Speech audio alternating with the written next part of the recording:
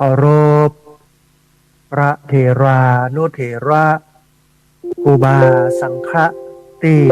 เคารพอย่างสูงทุกรูปเจริญสุขสวัสดีสาธุชนท่านผู้ฟังทุกคนทุกท่านสำหรับสาธุชนท่านผู้ฟังที่ให้เกียรติรับฟังรายการธรรมาภิวัตน์อันเป็นรายการวิทยุเพื่อการเผยแผ่พระพุทธศาสนาส่งเสริมการศึกษาและพัฒนาสังคมรายการนี้รับผิดชอบโดยอาตมาภาพพระสาธิตธีระปัญโยผู้อำนวยการสถาบันธรรมาภิวัตน์ประธานมูลนิธิธีระปัญโยตั้งอยู่ณที่พักส่งสถาบันธรรมาภิวัตน์ บ้านศพเตินตำบลศพปาดอำเภอแม่เมาะจังหวัดลำปางรายการนี้ออกอากาศทุกวันอังคารในเวลาตี 5ไปจนถึง7 โมงเมื่อเจ้าผ่านทางเครือข่ายสถานีวิทยุในเครือข่ายสถานีวิทยุคลื่นสีขาวเพื่อชาวประชาซึ่งมีอยู่หลายคลื่นหลายสถานีหลายจังหวัดออกอากาศผ่านทาง Facebook Live ซึ่งเป็นไลฟ์สดของสถานีวิทยุวัดฝ่ายหินบันทึกเทปเอาไปออกอากาศผ่านทางสถานีวิทยุเพื่อการศึกษาและพัฒนาอาชีพRadio Network FM 99.50 เมกะเฮิรตซ์ของวิทยาลัยเทคนิคกฟผ.แม่เมาะทุกวันศุกร์ตั้งแต่เวลา8 โมงเมื่อเจ้าเป็นต้นไปและบันทึกเทปเอาไปออกอากาศผ่านทางเพจของสถาบันธรรมาภิวัตน์ซึ่งช่องทางสุดท้ายทางหลังนี้ท่านผู้ฟังสามารถไปติดตามรับฟังย้อนหลังไปก๊อปปี้ลิงก์ ไปคัดลอกลิงก์ส่งแชร์เอาไปให้กับญาติธรรมทั้งหลายเพื่อได้ยินได้ฟังกันได้แถมตัวท่านผู้ฟังวันนี้เฮาปะกันในบรรยากาศที่อุ่นขึ้นหลังจากที่อุณหภูมิลดต่ำลงทำให้อากาศนั่นมันหนาวเย็นแต่ว่า 2-3 วันมานี้ท่านผู้ฟังในช่วงกลางวันแล้วกันในช่วงเช้าตลอดจนถึงในช่วงหัวค่ำก็อากาศก็เริ่มอุ่นขึ้นก็เป็นสัญญาณว่าจะเกิดการเปลี่ยนผ่านจากหน้าหนาวเป็นหน้าร้อนท่านผู้ฟังจะทำให้ ความร้อนเพิ่มสูงขึ้นแต่ก็คิดว่าปีนี้ก็น่าจะนักเนอะท่านผู้ฟังนะฮะเกี่ยวกับในส่วนของการเปลี่ยนผ่านฤดูกาลซึ่งมันก็ขาดความสมดุลนะฮะที่จริงในปีก่อนๆเนี่ยหนาวกับร้อนและฝนเนี่ยมันก็บ่ปานนักต่อใดคืออยู่ในระดับพอดีแต่ว่า ด้วยความที่มนุษย์เราทำลายสิ่งแวดล้อมทั้งทางตรงและทางอ้อมอันนี้คงบ่ต้องไปโทษไผก็คือโทษมนุษย์เราเองเนี่ย ที่เนี่ยที่ทำถึงนักถึงน้อยถึงทางตรงทางอ้อมก็เลยทำให้ อากาศมันเกิดการเปลี่ยนแปลงมันทำให้ความสมดุลของอากาศมันบ่มีนะฮะส่วนหนึ่งในฤดูกาลนี้ ที่มันมากันตลอดทุกปีก็คือเรื่องของหมอกควันไฟป่าท่านผู้ฟังต้องระมัดระวังต้องช่วยกันพอกอยการเผาเศษใบไม้เศษซากทางวัสดุทางการเกษตรแล้วก็เศษอื่นๆตัวมาให้มันครุกรุ่นขึ้นมาเพื่อเป็นปัญหาแต่ว่า1-2 วันนี้ก็เห็นเพราะว่ามันไหม้บนดอยท่านผู้ฟังถ้า เป็นต่างประเทศเนี่ยเปิ้นก็มีวิธีการจัดการโดยใช้เครื่องบินเล็กหรือว่าเฮลิคอปเตอร์เอาน้ำเอาสารเคมีเข้าไปประไปพรมมันก็ดับลงแต่ประเทศไทยเนี่ยยังบ่มีความเจริญเหมือนต่างประเทศนะฮะเพราะว่างบประมาณมันน้อย ก็จะไปดับกับเบืองสตังค์นะฮะมหาศาลก็เลยไหม้ดอยเป็นพื้นที่ที่เข้าถึงยากนะฮะบอกกองมันไหม้เสร็จปุ๊บตกคุกไม่เจ้าควันที่มันอยู่บนดอยมันก็ไหลลงมาขึ้นราบทำให้ผู้คนนั่นแสบหูแสบตาแน่นหน้าอกนะฮะแต่ก็เริ่มเห็นมาพ่องละ แต่ว่าปีนี้เบาบางพ่องบรรทัดมันปีก่อนๆแต่มันมีบางปีที่บ่มีเลยซึ่งก็ต้องขอชื่นชมนโยบายของผู้ว่าราชการนโยบายของนายอำเภอผู้ใหญ่บ้านกำนัน แล้วก็ที่สำคัญก็คือพี่น้องชาวบ้านที่ช่วยกันรณรงค์เพื่อมันมีหมอกควันไฟป่านะฮะแล้วก็ หลังจากนี้ไปท่านผู้ฟังอันหนึ่งก็คือน้ำ อาจจะบอกค่อยพอใจโดยเฉพาะ ในช่วงเดือนเมษาซึ่งจะเป็นฤดูกาลแล้งร้อนนะฮะเขาก็ต้องพอกอยไว้วันนี้เนอะท่านใดมีภาชนะมีแท้งน้ำมีอะไรอย่างก็ต้องเก็บน้ำไว้เอาไว้ใช้นะฮะในช่วงหน้าร้อนหน้าแล้งนะน้ำน้อยก็นักทางอบต.นักทางเทศบาลก็จำเป็นจะต้องตากเอาน้ำไปไล่ใส่ในถังไล่ใส่ในแท้งให้กับพี่น้องชาวบ้านซึ่งก็เป็นการแก้ปัญหาได้ดีอย่างหนึ่งแต่ว่ามันไม่ได้เป็นการแก้ปัญหาที่ต้นเหตุนะฮะที่ต้นเหตุก็คือ มันก็ต้องมีระบบน้ำบาดาลที่บ่แห้งเอามาหล่อเลี้ยงพี่น้องชาวบ้านซึ่งหลายพื้นที่ก็ยากต่อการทำเพราะว่าติดกับป่าสงวนบ่มีที่เจาะบ่มีอย่างเนี้ยแต่ว่างบประมาณต่างๆเนี่ยท่านผู้ฟังควรเอาไปลงกับการแก้ปัญหาเหล่านี้ให้พี่น้องชาวบ้านนั้นก็มีความสุขในการเป็นอยู่นะฮะท่านผู้ฟังในวันนี้จะพาท่านผู้ฟังไปเรียนรู้ถึงเรื่องของการจะปรับตัวอย่างใดเมื่อมันผ่านพ้นกับความทุกข์ที่มันเกิดขึ้นนะฮะซึ่งมันเป็นบทความวิชาการของโรงพยาบาลจิตเวชนครสวรรค์ราชนครินทร์ซึ่งเป็นองค์กรนำด้านวิชาการแล้วก็การบริการสุขภาพจิตแล้วก็จิตเวชในเขตชุมชนหรือในเขตสุขภาพที่3ของนครสวรรค์เนี่ยอย่างถึงเอาเรื่องนี้มาอู้นะเพราะว่านับวันเนี่ยผีบ้าคนจิตลุนะ มันจะนักขึ้นนะฮะคนเป็นประสาทนักขึ้นทั้งเป็นโดยกรรมพันธุ์เป็นโดยเกิดการช็อกจากเหตุการณ์ต่างๆแล้วก็ที่สำคัญที่สุดเกิดจากการเมาเหล้าเมายาบ้าจากการเมาเหล้าเมายาเขาจะสังเกตข่าวณปัจจุบันวันนี้เนี่ยคนเมาเหล้าเมายานักแล้วก็ก่อเหตุไปฆ่าไปบุกไปตีไปทำร้ายคนอื่นเผาบ้านเผาเฮือนเนี่ยเพราะฉะนั้นในสถานการณ์สังคมแบบนี้ การเมืองแบบนี้เศรษฐกิจแบบนี้ที่มันตกต่ำเนี่ยเขาจะแยกใจหรือว่าเขาจะปรับใจอย่างใดจะปรับตัวอย่างใดคือเขานั้นผ่านพ้นช่วงเวลาแห่งความทุกข์ยากครั้งนี้ไปได้ก่อนที่จะพูดถึงเรื่องนี้ท่านผู้ฟังเอาบุญมาให้ท่านผู้ฟังได้ร่วมอนุโมทนาเอาบุญให้ท่านผู้ฟังได้ร่วมทำกันก่อน2บุญนะฮะเหมือนที่ได้ทำกันมาในรอบที่ผ่านมานะฮะบุญแรกท่านผู้ฟังเป็นบุญในการรับเตรียมสถานที่สร้างสวนไผ่เวรุวัน10 ไร่จำนวน 1,000 ต้นนะฮะณที่พักสงฆ์สถาบันธรรมาภิวัตรบ้านศพเตินตำบลศพปาดอำเภอแม่เมาะจังหวัดลำปางจะปลูกไผ่ในวันที่17 สิงหาคมพุทธศักราช 2568 แต่ก่อนที่จะปลูกอาจจะต้องปรับดินเนี่ยก่อนให้มันเรียบเปียงเสมอกัน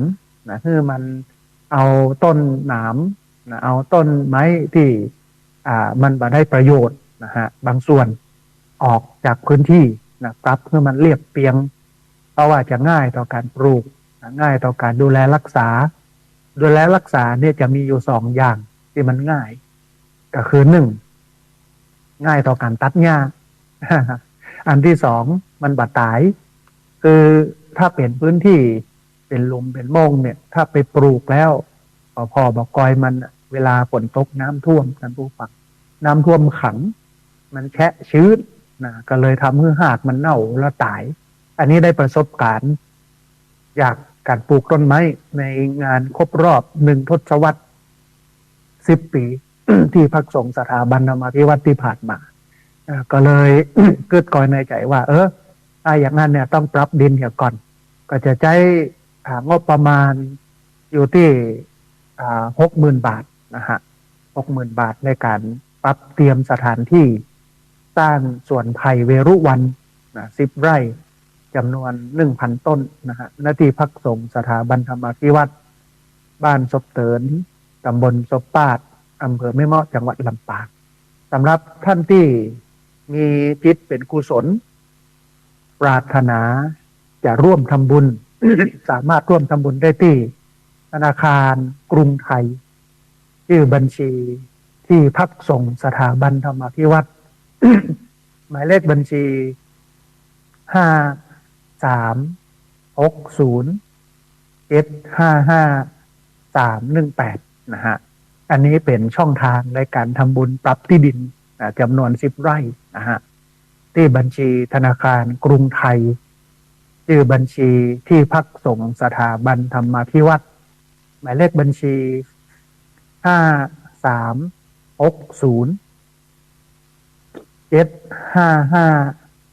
5360755318นะฮะอันนี้เป็นการปรับที่ดินส่วนไผ่เวรุวันแถม บุญหนึ่งท่านผู้ฟังเป็นบุญซื้อต้นไผ่ซื้อต้นกล้าไผ่กล้าละ50 บาทที่จริงเจ้าของกล้าไผ่เนี่ยเจ้าของฟาร์มไผ่เพิ่นเอา40 บาทแต่แถม10 บาทเนี่ยอาตมาภาพก็จะเอาไปฮื้อละอ่อน จะเอาไปฮื้อคนเฒ่าที่เปิ้นขุดหลุมนะเปิ้นมาขุดหลุมละ10 บาท10 บาท10 บาทก็เป็นสตังค์ที่เอาไปซื้อขนมห้องนะเอาไปซื้อโน่นซื้อนั่นเล็กๆน้อยๆนะฮะ10 หลุมก็ได้100แล้วลูกนะหลุมละ10 บาทนะฮะ10 หลุมก็ได้100 20 หลุมก็200อย่าง30 หลุมนะก็300อย่างเงี้ยนะฮะทีนี้ ท่านผู้ฟังท่านใดอยากจะร่วมเป็นเจ้าภาพต้นไผ่สามารถทำบุญได้ที่ธนาคารกรุงเทพนะฮะชื่อบัญชีนางสาววรันทรจงรุ่งโรจน์สกุลเลขบัญชี748 028 6231นะฮะชื่อบัญชีนางสาววรันทรจงรุ่งโรจน์สกุลเลขบัญชี748 028 6231นะฮะอันนี้เป็นการทำบุญต้นไผ่ต้นละ50 บาทตอนนี้ ท่านอาจารย์วรันทรจงรุ่งโรจน์สกุลหรือท่านผู้ช่วยศาสตราจารย์ดร.วรันทรนะฮะจงรุ่งโรจน์สกุลผู้ช่วยอธิการบดีคณะพยาบาลศาสตร์มหาวิทยาลัยเชียงใหม่มันก็แจ้งมาว่าตอนนี้ต้นไผ่ได้600 กว่าต้นแล้วนะฮะในเดือนมกราเนี่ยนะซึ่งเป็นเดือนแรกก็ได้600 ต้นแล้วนะฮะถ้ามันครบ1,000 ต้นเสร็จแล้วเพิ่นก็จะประชาสัมพันธ์บอกกล่าวข่าวบุญเรื่องที่ดินเรื่องของการปรับที่ดินต่อเท่าที่ได้ไปจนถึงเดือนกรกฎานะฮะวันสุดท้าย ของเดือนกรกฎาก็ถือว่าเป็นการสิ้นสุดในการทำบุญเพราะฉะนั้นงานบูฟังบ่ต้องฟังในเรื่องที่ดินเนาะแต่ว่าต้นไผ่เนี่ยอาจจะต้องฟังน้อยนึง ถ้าหากว่าบ่รีบเนี่ยคงบัตรตันมูนะนั่นบูฟังบัตรตันอย่างตอนนี้ได้600 กว่าต้นแล้วนะฮะเหลือ400นะฮะ400นี่คิดว่าอย่างสักเดือนหนึ่งเดือนหน้าเนี่ยก็คือเดือนมีนาก็น่าจะแล้วละนะฮะก็น่าจะจบละแต่ตั้งแต่ เมษาเดือนเมษาเป็นต้นไปก็รณรงค์เรื่องของการปรับที่ดินต่อไปเรื่อยๆนะฮะอันนี้ก็เป็นส่วนหนึ่งทีนี้ ท่านผู้ฟังที่ผ่านมาเนี่ยมีญาติโยมได้ร่วมทำบุญนะ2 อย่างก็คือ1ซื้อกาไผ่ส่วน1กาละ50 บาทแล้วก็2 ในส่วนของที่ดินตามศรัทธาจะทำบุญนะฮะมาดูรายชื่อผู้ร่วมทำบุญซื้อกล้าไผ่กล้าละ50 บาทจำนวน1,000 กล้าเพื่อสร้างสวนไผ่เวรุวันจำนวน10 ไร่ณที่พักสงฆ์สถาบันธรรมาภิวัตรบ้านศพเตินตำบลศพปาดอำเภอแม่เมาะจังหวัดลำปางนะฮะก็มีแม่จงดีเชื้อกันทาแม่คำน้อยสุปัญญาแม่จันศรีสุขาแม่วันดีกระพัดแม่ล่าคำเด็ดซักแม่นิพามุนเทียนแม่วัฒนาพรกิติกุลแม่ศรีนวลสิทธิวังแม่อัมพันธ์อินทวงศ์แม่ชุนพิมานสิริบูรณ์แม่บัวพัฒกุลันแม่วัชรีเชี่ยวนพรัตน์คุณครูทิรินรัตนดาวทนิธัญบูรณ์แม่อัมภัยสิริมิตรกูลแม่ประพันธ์สมมาแม่มีชัยพินโยภาสแม่อามกดดำแม่แดงปัญญาแม่บัวเลาปัญญาแม่ประพันธ์สมมั่งแม่จอยเมืองใจแม่โป่งบุญรอดแม่ละมาดสินทรพ่อจำลองบุญอุดคุณโยมเฉลิมชัยบุญอุดแม่แสงล่าทาโทนแม่ศรีนวลขนุนทองแม่มณีมันทะเลแม่สมบูรณ์ปันคำแม่รำจวนอินแก้วแม่แก้วลูนไทยตระกูลคุณกตติเดชทิพย์ปัญญาคุณนิทเนศตะวันยาลีแพทย์หญิงธารทิพย์สวรรณยาลีแม่ครูอัมพรขนุนทองแม่ครูนภาพงกษัตริย์คุณปราณีปัญโยแม่คำนวณกำลังแข็งแม่ปาวลีอินสุวรรณพ่อมานิตแม่สมจิตอินทรวิจิตแม่คิมศรีอินแก้วแม่สุภาพรอินศรีแม่จันเวือนใสแม่สุแก้วคำอ้วนแม่นิพาอัมพรสุวรรณแม่สุทัศน์ดีมูลแม่ศรีวันคำนวณแม่อุ่นวงเมธาแม่ละพรวงเมธาแม่เหรียญชาตายุ แม่กรกมลเขยกลางแม่กาบแก้วสีอินแก้วแม่สมใจปีบ้านใหม่แม่ตุ้ยแม่จันแก้วแม่เพนเท้าเตี้ยแม่ดีโยปันเตี้ยแม่สีทรเปรมจิตแม่นารีแสงวังคำแม่สาวลักษณ์อภิวงศ์แม่เขียวแสนศรีพ่อประพันธ์บุญมาแม่วรรณาปัญญาแม่อนงเพียรศิลป์แม่นางสาวกัลเกตวรรณชัยแม่เกี่ยมเพนจันเป่งแม่สีพันธ์ปันดอนแม่อัมพรคำพินิจคนโยมนิพนธ์และคนโยมอนงจันเป่งแม่ตวนเปรมจิตแม่ตอมแก้วชัยธงแม่ไพรศรีบุญมาแม่ผินฤทธิ์แจ่มแม่รัตนาพรเชิดชัยฤทธิ์คนโยมอัตพลเชิดชัยฤทธิ์คนโยมนิโรธเชิดชัยฤทธิ์แม่พัดนออาสาแม่สุกัญญามณีคัตแม่บัวพัดคำอินตาแม่ลาวันสุพลแม่อัมภัยชัยชนะแม่บุญปั่นตาเหียงแม่จันหอมอินตะปัญญาแม่สุนีสุรินทร์แม่กัลยาดวงตา แม่วรรณาพันอุโมงค์แม่บัวแก้วศรีวิชัยแม่พวงเพชรคำฟูแม่อนงวันสุกาวแม่บัวคำคำฟูแม่จันทิพย์อินตะปัญญาแม่ธัญธรเหมวัฒนกิจแม่เกตรินอินขันแม่เพชรแก้วอุ่นจันแม่เกวลินชัยนาจำนวน55ท่านนะฮะเป็นเจ้าภาพต้นไผ่ที่ ในมืออาตมาภาพเนี่ยที่อ่านไปจำนวน55ท่านนี้ก็ได้อยู่ที่ประมาณ200ป่ายนะฮะที่อาจารย์วรันทรก็อยู่ที่300น้อยๆนะรวมกันก็เกือบ600นะฮะอันนี้เป็นญาติโยมที่ร่วมทำบุญกล้าไผ่กล้าละ50 บาทที่จะเอามาปลูกกันในวันที่17 สิงหาคม พุทธศักราช 2567 ที่จะถึงนี้ต้องอนุโมทนาบุญนะกับญาติโยมพร้อมกันคนเล็กคนน้อยคนต้น2 ต้น 3 ต้น 4 ต้น 5 ต้น 10 ต้น20 ต้นตามกำลังของไผ่ของมันบ่นักบ่น้อยต้องอนุโมทนาบุญกับทุกคนโดยที่มาสร้างความร่มเย็นเป็นสุขให้กับที่พักสงฆ์สถาบันธรรมาภิวัตรอันนี้ส่งผลบุญก็จะตอบแทนให้ญาติโยมจุ่มเย็นเป็นสุขนะฮะเพราะว่าไผ่นี้ได้ประโยชน์หลายอย่างทีนี้ท่านผู้ฟังมาดูรายชื่อผู้ร่วมทำบุญปั๊บตี้เพื่อสร้างสวนไผ่เวรุวันจำนวน10 ไร่นะฮะนาทีพักสงฆ์สถาบันธรรมาภิวัตรบ้านศพเตินตำบลศพปาดอำเภอแม่เมาะจังหวัดลำปางก็มีอยู่ประมาณ24 ท่านนะมีแม่สุแก้วคำอ้วนมีแม่จันเวือนใสมีคุณพานุพงศ์ตะการสิรินนท์มีคุณบุษรินแม่นิพาอัมพรสุวรรณแม่เหรียญทาตายุแม่กรกมลเขยกลางแม่ขจรสารพีแม่สีทรเปรมจิตแม่บุญรัตน์วัชระขจรแม่เพ็ญเท้าเตี้ยแม่ดีปันโยเตี้ย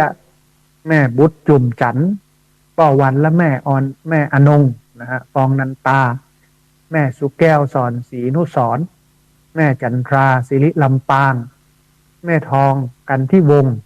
ป้อไพโรธและแม่อัมพรแสงทองป้อเดชแม่สีนวลผู้ประเสริฐแม่อุยติบธรรมหาแม่จันเป็นโยมยวงป้อสำราญและแม่วลีรัตน์เชื้อวิญญาณป้อสุนทรแม่บัวคำกิ่งสุคนแม่ปราณีไปนันตานะฮะตอนนี้ปัจจัยปรับที่ดินอยู่ที่ 13,299 บาทนะฮะแต่ใจอยู่ 60,000นะท่านผู้ฟังเนอะ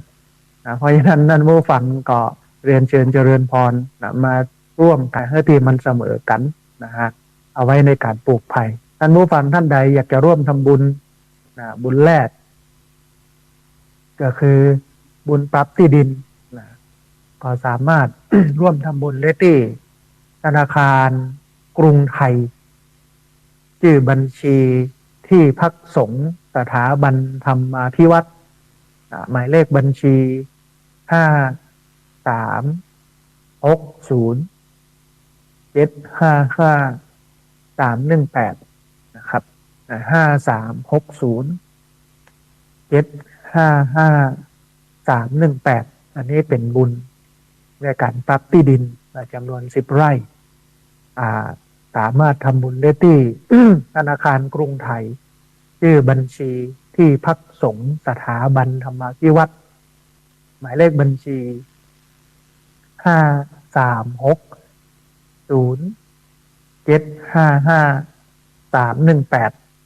5360755318นะฮะส่วนท่านใด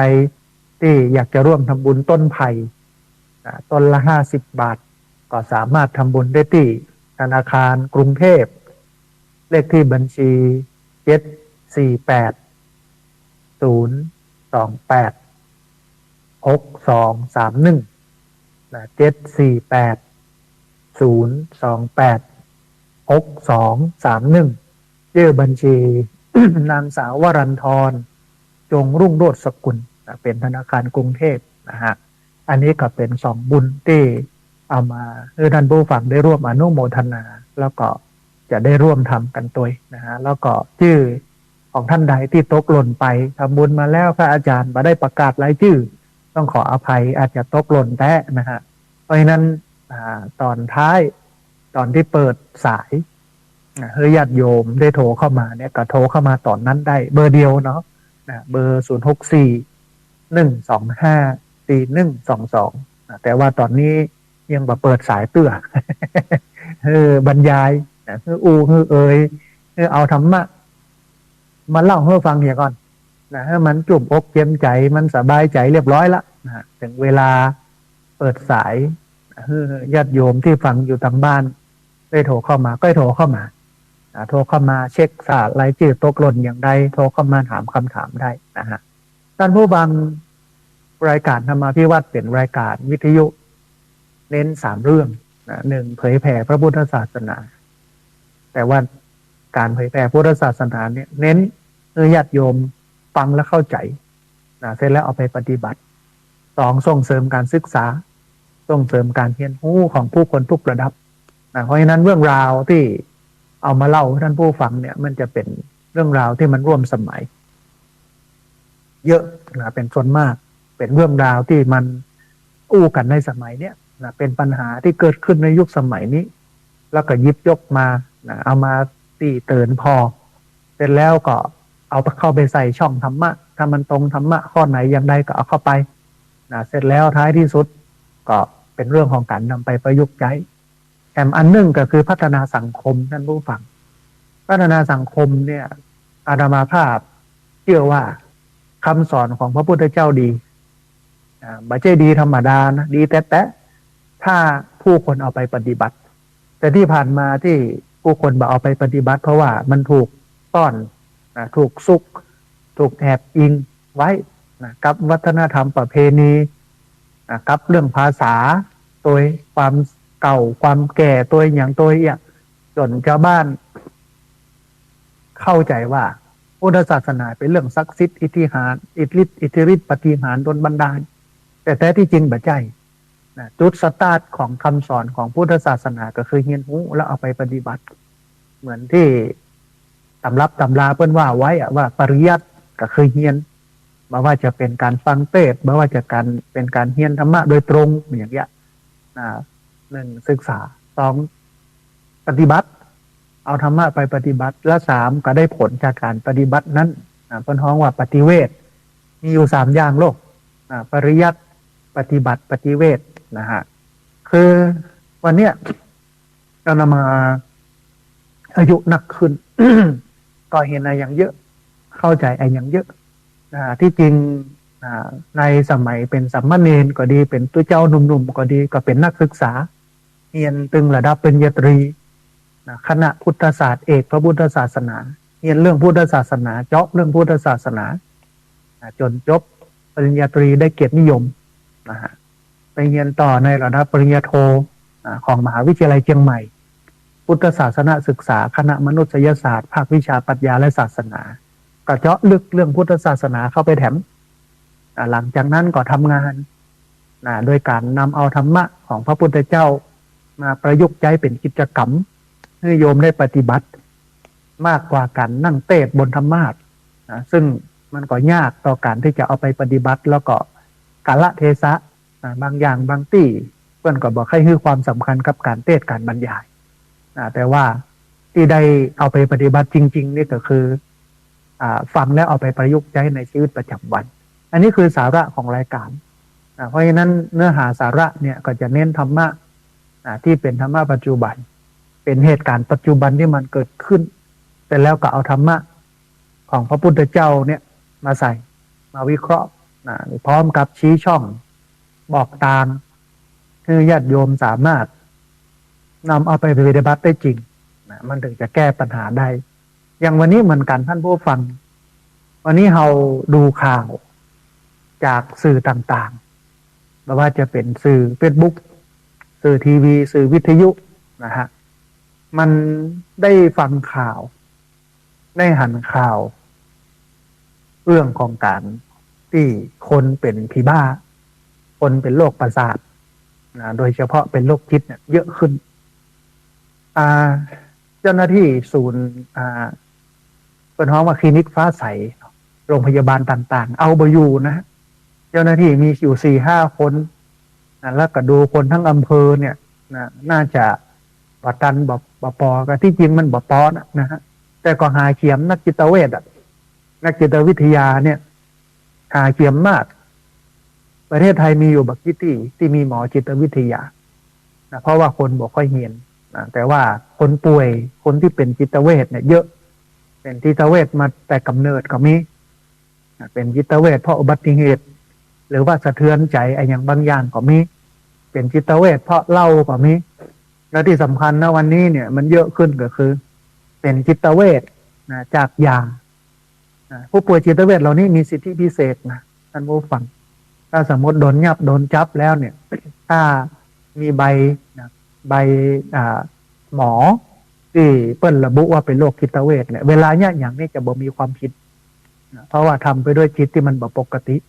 นะฮะแล้วก็นักขึ้นโดยเวลาทำพิษก็บ่สามารถที่จะเอาพิษได้วันเนี้ยที่จริงประเทศไทยก็ควรจะหันมาพอคนหมู่นี้นักขึ้นแต่ที่จริงแล้วเนี่ยมันก็เป็นผลพวงมาจากยาเสพติดถูกนะถูกมากแพร่ระบาดไปทั่วทุกทิศเต็มบ้านเต็มเมืองไปหมดนะฮะจนบอกว่าจะอยู่กันแบบไหนอย่างใดว่าประวันพันพรึงนะฮะอันนี้ก็เป็นส่วนหนึ่งเหมือนกันที่ทำให้เกิดความตุกนะทีนี้ท่านผู้ฟังเราเองเนี่ยเมื่อหันสังคมหันข่าวหันอะไรอย่างต่างๆในเชิงลบซึ่งประเทศไทยมันก็ต่างจากต่างประเทศที่ต่างประเทศเปิ้นเอาข่าวสร้างสรรค์เปิ้นเอาข่าวบวกเอาข่าววิวัฒนาการเอาความข่าวความเจริญก้าวหน้าของเทคโนโลยีผลิตภัณฑ์สิ่งประดิษฐ์ที่เปิ้นประดิษฐ์คิดค้นได้อย่างได้มาตีแผ่แต่บ้านเฮามีเรื่องอย่างอีน้อยนะฮะที่มันนักก็คือบุบหูตีถากันทะเลาะวิวาทลักขโมยกันนะเมายาบ้าตัวเจ้าพ่องช่วงนี้ตัวเจ้ากำลังดัง ตัวเจ้าเมาเหล้าขับรถตัวเจ้ากระสีกาตัวเจ้ายักยอกเงินนะตัวเจ้ากระเทยกับปอจายข้าวไหนที่ขายได้ก็เอามาตีแผ่ในสังคมส่วนข่าวพระที่เปิ้นทำดีนะพระที่สร้างสรรค์สังคมพระปฏิบัติดีปฏิบัติชอบเนี่ยท่านผู้ฟังบ่ค่อยออกอานามาภาพก็สังเกตนะว่าอย่างข่าวพระดีๆถึงบ่ค่อยเอาออกอันนักข่าวก็บอกว่ามันบ่ค่อยมีคนอ่านบ่ค่อยมีคนสนใจแสดงว่าจิตใจของคนไทยเนี่ยชอบข่าวบดีมากกว่าข่าวดีกลางคืนก็ดู อาการบรรยายของนักการเมืองนักวิชาการนักเคลื่อนไหวสังคมคนหนึ่งนะมันก็บอกว่าก็ประเทศไทยคนไทยเนี่ยมันบ่ชอบข่าวดีนะมันชอบข่าวลุ้ๆนะมันชอบข่าวบุบโหตีตามีกิ๊กมีก๊อกทุจริตคดโกงยับตัวเจ้ายับตำรวจนะยับหมอวันนี้ก็ยับผู้พิพากษาบุรณะเดียวเนี่ยประเทศไทย ยับแค่ผู้พิพากษาหนีไปเล่นไฮโลเล่นไพ่คาสิโนต่างประเทศก็มีหนีงานบางห้องก็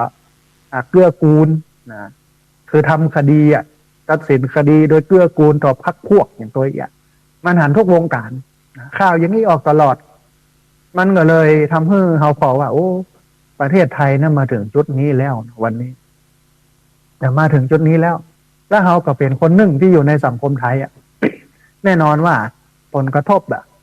จากการกระทำของคนเหล่านั้นเนี่ยมันส่งผลต่อเขาแน่นอนในอย่างวันนี้เนี่ยจีนเปิ้นพยายามจะปราบแก๊งคอลเซ็นเตอร์ปราบจีนเทาซึ่งเปิ้นก็ปราบมาหลายปีแล้วนะที่สามเหลี่ยมทองคำก็ปราบมาแล้วนะฮะที่สีหนุวิวคำเบนเปิ้นก็ปราบมาแล้วที่ลาวเปิ้นก็ปราบมาแล้วนะฮะวันนี้จะมาปราบที่ไทยโดยเฉพาะที่ตากแม่สอดเหตุติดต่อกับรัฐกะเหรี่ยงนั่นนะฮะเปิ้นก็หึมอยู่นะแต่ประเทศไทยก็ยังตีมึนกันอยู่ ยังมึนกันอยู่บัตัดน้ำตัดไฟแก๊งคอเซ็นเตอร์ซึ่งแก๊งคอเซ็นเตอร์เนี่ยก็โทรมาจุมาหลอกคนไทยอันนี้เห็นข่าวหนึ่งนั้นบูฟังแต่ว่านี้มีลูกศิษย์คนหนึ่งเป็นอบตเป็นอสมประธานอสมตัวเปิ้นก็บอกว่ามีโทรศัพท์นะโทรเข้ามาบอกว่าเป็นการไฟฟ้าส่วนภูมิภาคที่อำเภอแม่เมาะเปิ้นบอกว่าเปิ้นจะมาเปลี่ยนหม้อไฟเพราะว่ามันเก่าแล้วโดยที่บัเสียสตังค์แถมปอเนี่ยได้เงินคืนเห็น 3,000 บาทแต่ต้องไปกดลิงก์ไปสมัครไลน์กันเนี่ยก่อนไปสมัครไลน์หรือว่าแลกไลน์กับเจ้าหน้าที่ของการไฟฟ้าส่วนภูมิภาคแม่เมาะก่อนหลังจากแลกไลน์เสร็จแล้วก็เพิ่นจะส่งลิงก์เข้ามาก็เข้าไปกดลิงก์ท่านเนี่ยพอดีโยมคนนี้เพิ่นก็ตื่นตัวอยู่ตลอดเพิ่นบ่เกี่ยวคนง่ายๆก็เช็คโน้นเช็คนี้ลูกบ่าวเพิ่นเช็คท้ายที่สุดก็เช็คว่าการไฟฟ้าส่วนภูมิภาคเนี่ยเพิ่นบ่มีนโยบายแบบนี้นะเพิ่นก็เลยเข้าใจได้ว่าอ๋อเป็นมิจฉาชีพแล้วมิจฉาชีพบนเนี้ยไม่ได้อยู่เมืองไทยท่านผู้ฟังอยู่ต่างประเทศโดยเฉพาะฝั่งตากแม่สอด นะฮะเป็นฐานใหม่ที่เขาเพิ่งมาตั้งนะเพราะว่าที่อื่นโดนเปิ้นจัดการแล้วลูกจีนไล่ตุบนะจีนไล่เงียบนะเงียบแล้วก็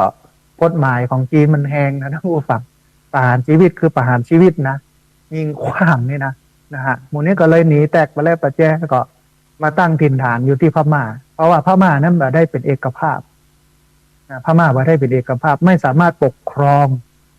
ประเทศได้ทั้งประเทศนะมันจะมีชนกลุ่มน้อยว่าพ่องกะเหรี่ยงพ่องนะอย่างพ่องหมู่เนี้ยอยู่เยอะพม่าก็เลยจีนเขาก็เลยไปทำธุรกิจนะเรื่องของแก๊งคอร์เซ็นเตอร์เรื่องของอย่างหมู่เนี้ยกับกะเหรี่ยงนะฮะมันก็เลยทำให้อยู่ใกล้ประเทศไทยแถมปอวันนี้รัฐบาลไทยก็ขายไฟให้พม่า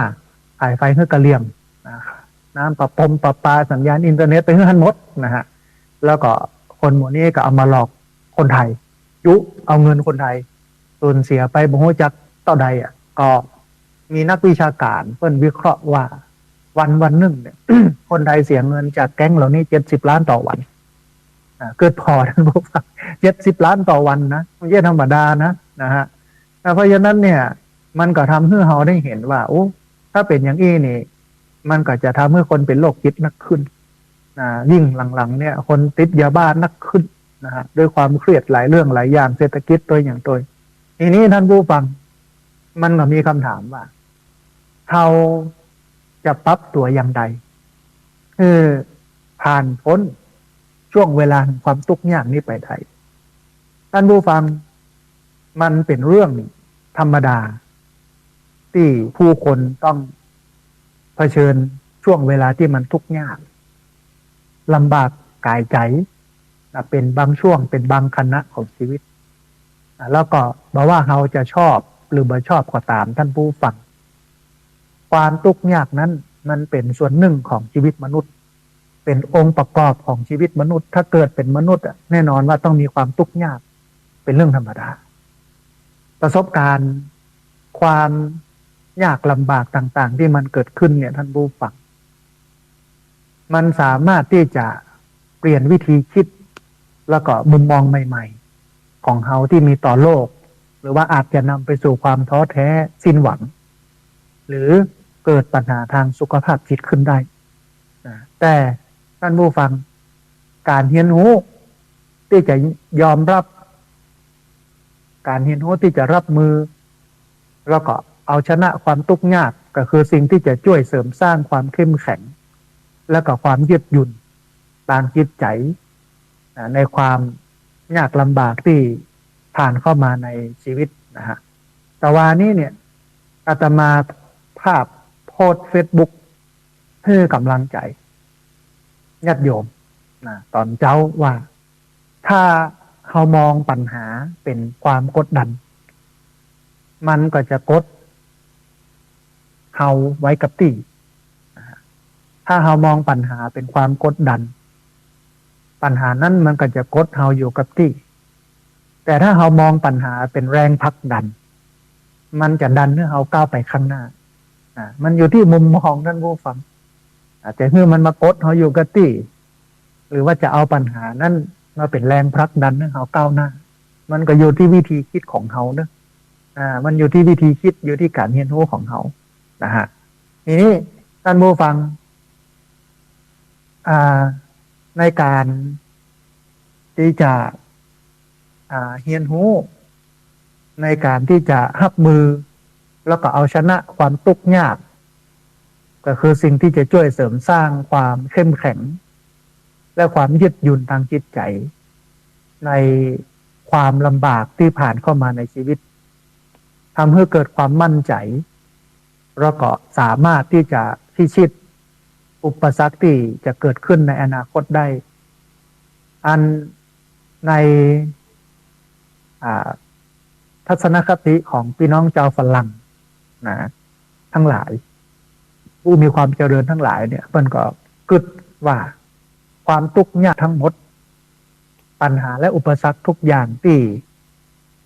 เคยประสบมาในชีวิตมันทำให้เขาเนี่ยเข้มแข็ง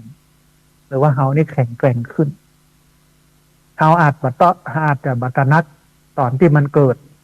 แต่ความผิดหวังอันแสนเจ็บปวดอาจจะเป็นสิ่งที่ดีที่สุด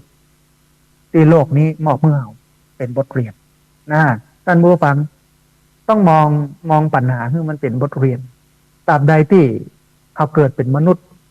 ตราบใดที่เขายังบ่ได้บรรลุอรหันต์จิตใจเขายังบ่หมดไปจากกิเลสเขาก็ต้องเจอปัญหาอยู่ตลอดแต่เมื่อใดเขาเข้าถึงซึ่งความเป็นพระอรหันต์แล้วทุกอย่างมันเป็นเรื่องธรรมดาตถาตาเป็นเช่นนั้นเองอันนี้คือมุมมองของพระอรหันต์แต่มุมมองของคนอย่างเขาปุถุชนคนที่หนาไปด้วยกิเลสเนี่ยมันก็ต้องเจอแต่ว่า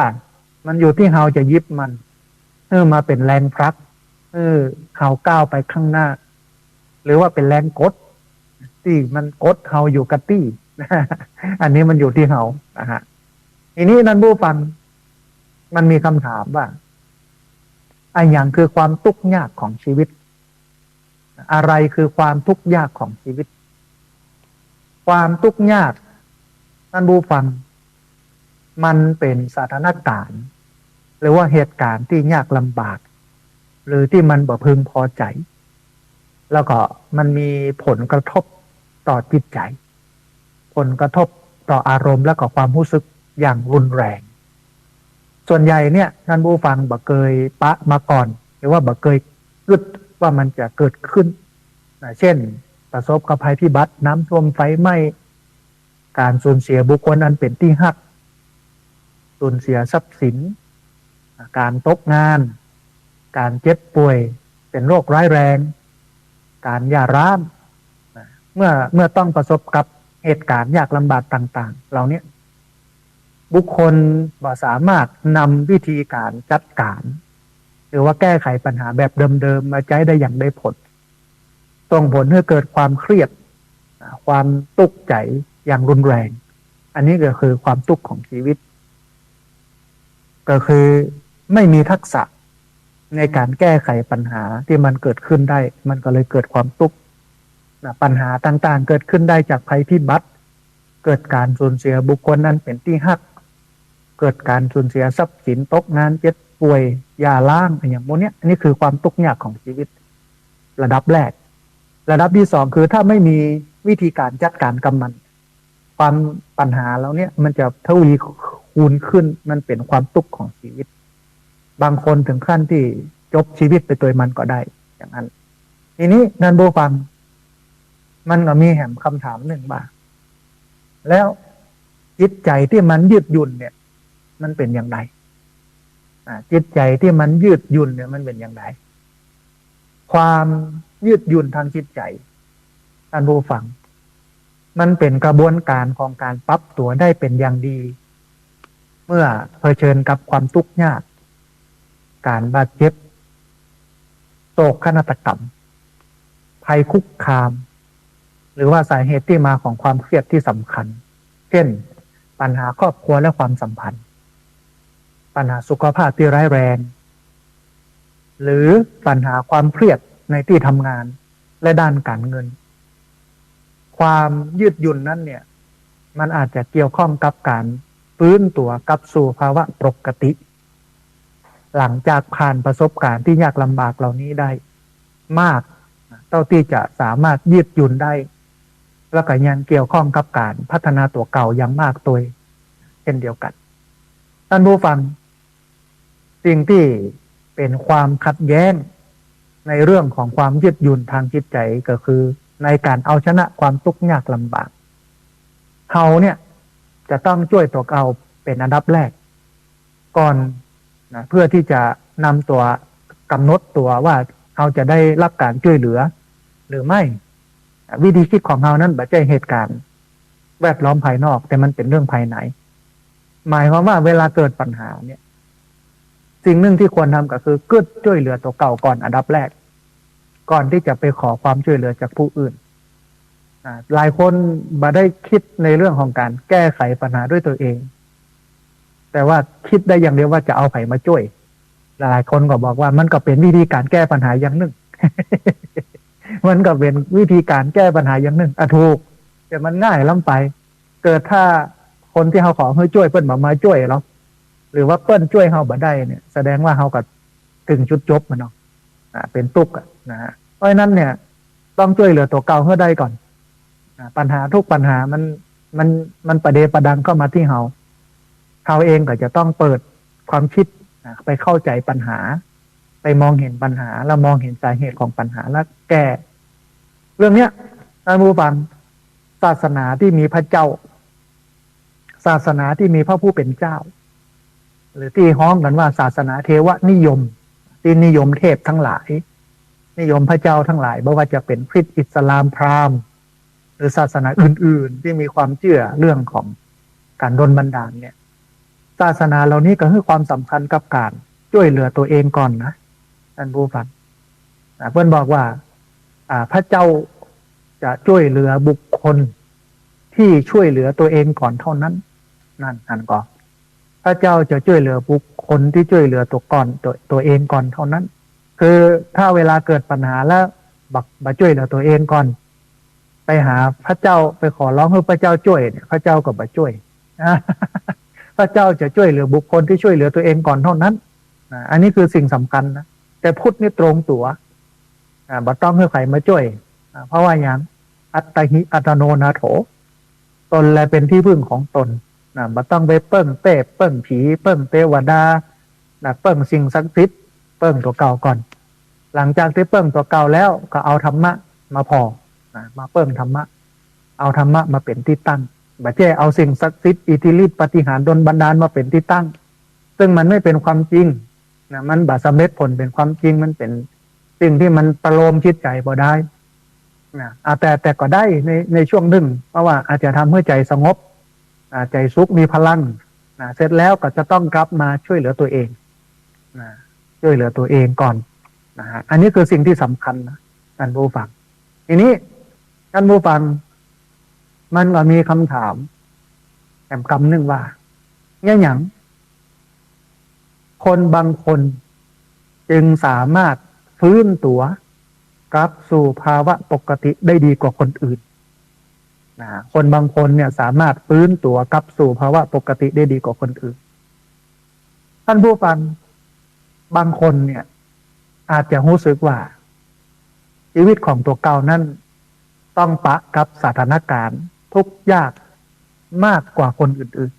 ๆอันนี้คือความคิดของคนว่าเฮาเนี่ยโคตรทุกข์เลยก็มามีไผเทียบมามีไผเข้าเรื่องความทุกข์นะเฮานี่อันดับหนึ่งหรอเห็นนะทุกข์เหลือไผทุกข์ล้ำทุกข์เหลือทุกข์บอกว่าจะทุกข์อย่างใดแล้วอย่างนี้เนาะแต่ท่านผู้ฟังในความเป็นจริงหมู่เฮาผู้คนเนี่ยจะต้องเผชิญกับความทุกข์ยากในสถานการณ์แล้วก็เวลาที่มันแตกต่างกันออกไปในชีวิตเอาเริ่มตั้งแต่การสูญเสียคนที่รักใครพ้องที่มาเคยสูญเสียคนที่ฮักทุกคนสูญเสียคนที่ฮักทุกคนแต่พอการงานเรื่องของงานไปจนถึงการประสบกับการเลิกราแล้วก็ความเหงาเมื่อสถานการณ์เหล่านี้เนี่ยท่านผู้ฟังมันเกิดขึ้นความรู้สึกล้มเหลว หรือว่าพ่ายแพ้ชั่วคราวเป็นเรื่องที่ปกติที่สามารถปะได้พบได้แต่ในขณะที่บางคนเนี่ยอดทนก้าวต่อไปข้างหน้าแล้วก็พัฒนาตัวเองออกจากความทุกข์ยากนั้นเอาความทุกข์ยากนั้นมาเป็นประสบการณ์มาเป็นบทเรียนสามารถก้าวพ้นข้ามผ่านความทุกข์ยากนั้นไปได้ในเวลาอันสั้นแต่บางคนท่านผู้ฟังกับหยุดชะงักว่าสามารถควบคุมตัวเองได้หรือว่าตกอยู่ในภาวะซึมเศร้าซึ่งเรื่องนี้เนี่ยเนื่องจากสิ่งที่จะกำหนดว่าเราจะตอบสนองต่อเหตุการณ์ที่ทุกข์ยากที่เกิดขึ้นอย่างใดนั้นเนี่ยมันมาจากวิธีการที่เราใช้ในการจัดการกับความเครียดหมายความว่าคนบางคนเวลาเกิดความทุกข์เนี่ยสามารถถอนตัวออกจากความทุกข์ได้เร็วคนบางคนเจอความทุกข์ บอกสามารถถอนตัวออกจากความทุกข์ได้เร็วแล้วนำไปสู่ภาวะความเป็นโรคซึมเศร้าท้ายที่สุดก็ฆ่าตัวตาย นะฮะทีนี้มันก็มีคำถามว่า แล้วเขาจะสามารถปรับตัวต่อความทุกข์ยากได้อย่างไรเขาจะเป็นคนประเภทแรกนี่ได้อย่างไรก็คือเมื่อความทุกข์เกิดขึ้นแล้วสามารถถอนออกจากความทุกข์ได้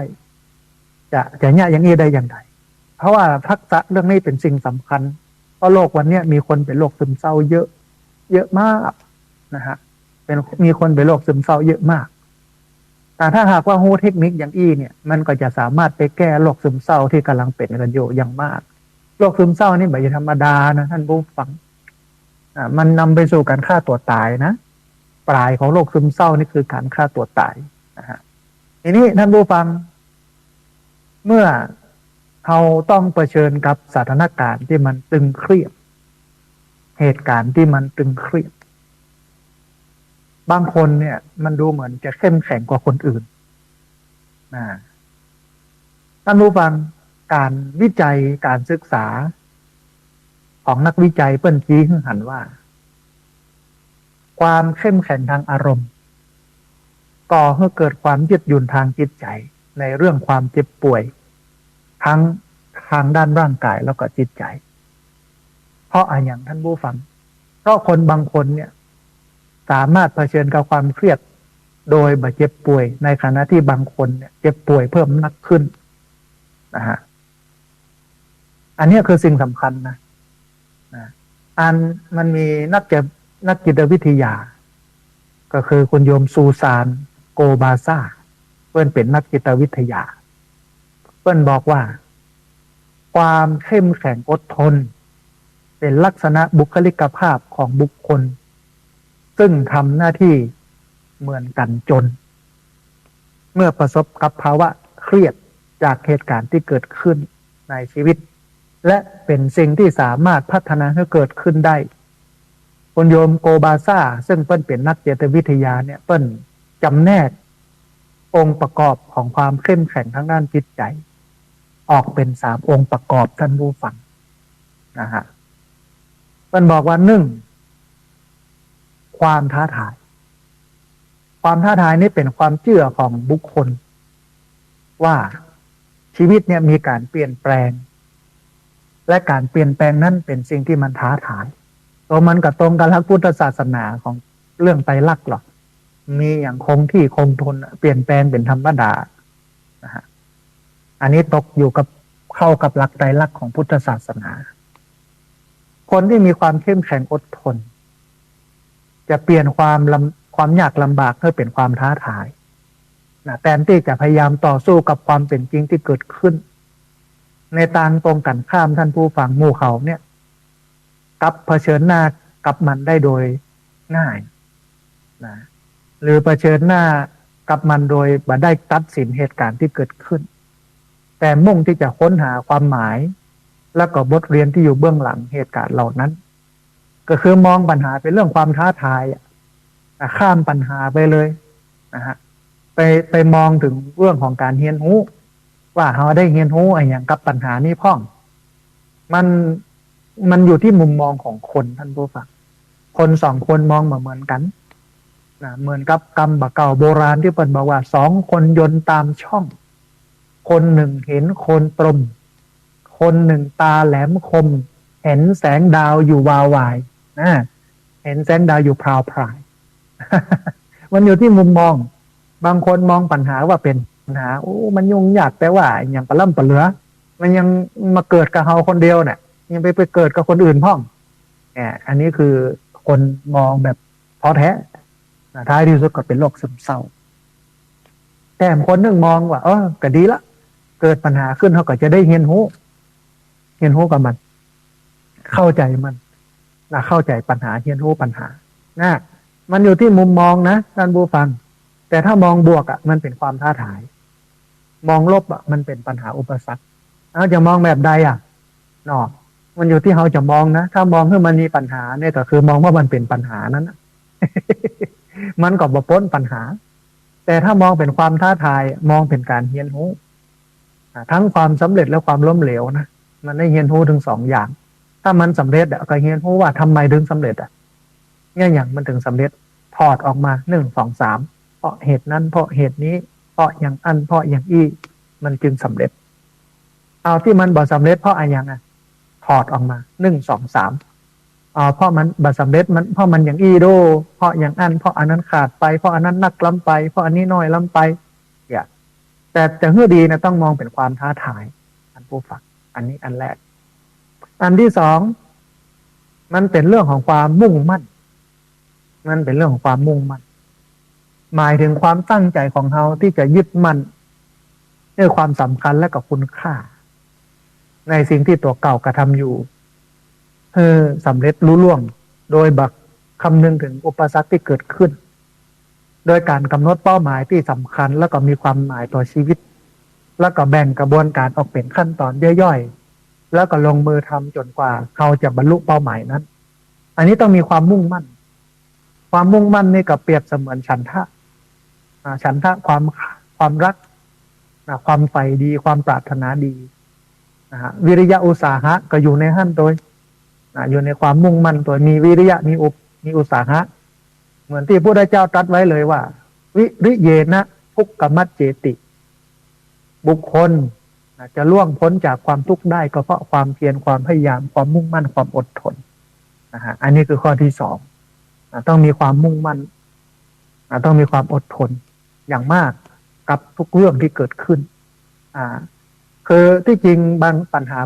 าเนี่ยมันใช้เวลาในการแก้ไขบ่ต้องยากอะไรอย่างอยู่เฉยๆเนี่ยอดทนอยู่กับมันก็แก้ได้ บางคนบอกอดทนก็แก้บ่ได้อันนี้คือความมุ่งมั่นแต่มันนึ่ง คือการควบคุมตัวเองท่านผู้ฟังการควบคุมตัวเองคือการตระหนักว่าเขาเนี่ยเป็นเจ้าของการกระทำของเขาเองเขาบ่สามารถจัดการกับความเป็นจริงที่เกิดขึ้นได้แต่เขาสามารถควบคุมและการตอบสนองของตัวเก่าได้เขามีทางเลือกที่จะเสียพลังงานไปกับการเล่นเป็นเหยื่อของเหตุการณ์แสดงเงื่อนหันว่าตัวเก่านั้นไม่ใช่คนพิษเพื่อไปรับความสงสารความเห็นอกเห็นใจหรือมุ่งเน้นไปที่การช่วยเหลือตัวเองให้ลดออกจากความทุกข์ยากองค์ประกอบทั้งสามของความสำเร็จของความเข้มแข็งอดทนนี้ท่านผู้ฟังเป็นลักษณะหรือว่าเป็นคุณสมบัติภายในที่สำคัญที่มันจะช่วยส่งเสริมให้บุคคลสามารถจัดการกับสถานการณ์ที่ตึงเครียดในชีวิตได้อย่างมีประสิทธิภาพเพราะฉะนั้นจึงควรที่เขาจะต้องพัฒนาให้เกิดขึ้นในใจแล้วก็ช่วยบำรุงรักษาให้มันคงอยู่ในช่วงอายุขัยของเขาทั้งสามเรื่องเนี้ยไม่ว่าจะเป็นเรื่องของการท้าทายมองปัญหาเป็นเรื่องท้าทายความมุ่ง